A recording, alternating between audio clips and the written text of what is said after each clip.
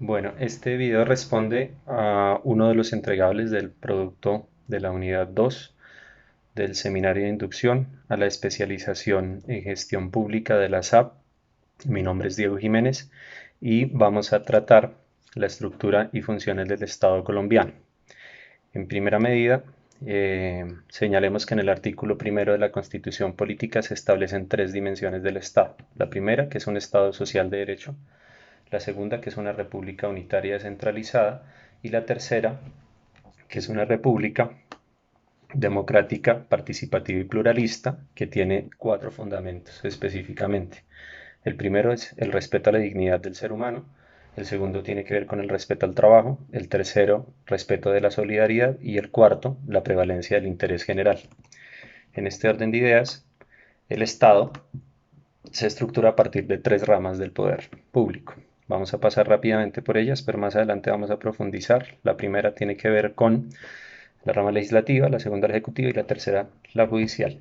Entonces, la estructura también se organiza a partir de los órganos autónomos e independientes, que son el Banco de la República, la Comisión Nacional del Servicio Civil, las corporaciones autónomas regionales, los, digamos, entes universitarios autónomos y la Autoridad Nacional de Televisión. Los organismos de control, que son la siguiente instancia, tienen que ver con el Ministerio Público, que comprende la Procuraduría General de la Nación, la Defensoría del Pueblo y las personerías distritales y municipales. En segundo lugar está la Contraloría General de la República, con el Fondo de Bienestar de la Contraloría, luego las Contralorías Territoriales y finalmente la Auditoría General de la República. El tercer elemento es la organización electoral, que está conformada por la Registraduría Nacional del Estado Civil, el Consejo Nacional Electoral, y esta es la estructura organizacional orgánica general del Estado. Vamos a entrar un poco a revisar las ramas del poder público. La primera, como lo mencionaban, se configura como la legislativa, que tiene que ver con el Senado y la Cámara. Está representada por el Congreso, y las funciones del Congreso en general son formular leyes y ejercer control político sobre el gobierno y reformar la Constitución. La rama ejecutiva, representada por el presidente de la República, funciones como planificar, orientar, impulsar y ejecutar lo establecido en la Constitución y las leyes, y está conformada también por las entidades descentralizadas, que son entidades creadas por la ley o autorizadas por esta, que cumplen funciones administrativas que integran la rama ejecutiva y cuentan con personería jurídica, patrimonio propio y autonomía propia. Y la tercera rama, la judicial, que está representada por las cortes y los tribunales, tiene como funciones solucionar los conflictos y las controversias que se dan entre los ciudadanos y entre los ciudadanos y el Estado. Finalmente, quiero enunciar algunas palabras clave sobre el tema de la estructura estatal. La primera tiene que ver con el poder público, la segunda con eh, las ramas del poder público, y la tercera, los fines del Estado. El primer elemento del poder público, digamos que es importante entenderlo como una conjunción de fuerza y competencia. La segunda tiene que ver con un conjunto de instituciones públicas que coinciden por mandato de la Constitución y en ejercicio permanente y por lo general exclusivo de una función básica del Estado.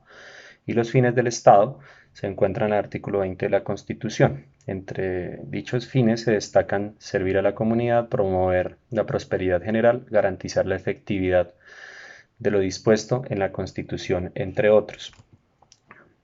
Para dar continuidad un poco a este aspecto y profundizar un poco más en la estructura, revisemos entonces cómo está estructurada la rama legislativa. Ya habíamos dicho que su función es expedir leyes, normas y reformar la Constitución política, que tiene un sentido bicameral, pero también se constituye a partir o se desarrolla a partir de plenarias.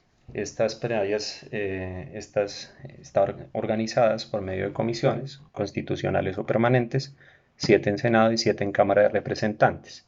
Allí se tramitan las leyes y se ejerce el control político. Entonces, estas plenarias, más bien estas comisiones, están estructuradas: asuntos constitucionales, política internacional, los temas de hacienda pública, presupuesto, asuntos económicos, asuntos de transporte y comunicaciones, y finalmente asuntos laborales, de seguridad social y el deporte.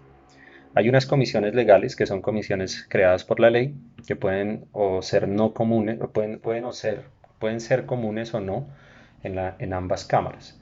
Las comunes son derechos humanos y audiencias públicas, acreditación documental. Para la Cámara de Representantes está la Comisión Legal de Cuentas, la Comisión de Acusaciones, y para el Senado está la Comisión de la Instrucción, que es la que atiende todas las investigaciones que hace la Comisión de Acusación de la Cámara de Representantes.